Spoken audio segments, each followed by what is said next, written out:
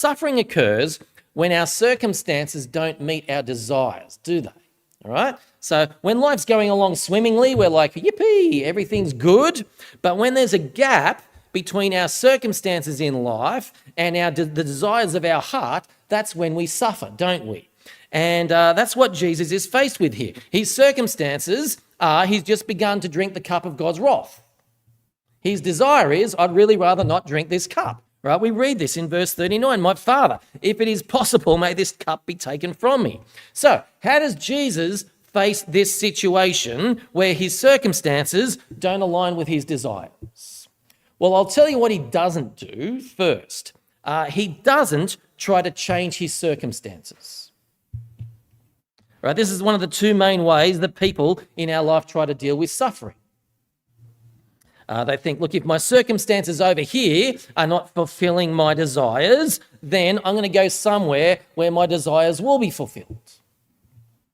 Now, the first problem with that option is some circumstances are not that obliging. Right? Like if your circumstance is cancer,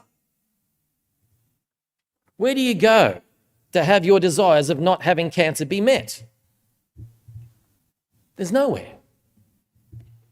And a second problem with trying to change your circumstances is it may require you to break promises. Like if your circumstance is a difficult marriage, and let me just say there is a difference between a difficult marriage and an abusive marriage, all right? In an abusive marriage, you get out. But in a difficult marriage, if your circumstance is a difficult marriage, then changing your circumstance means breaking your promise to your spouse or your children.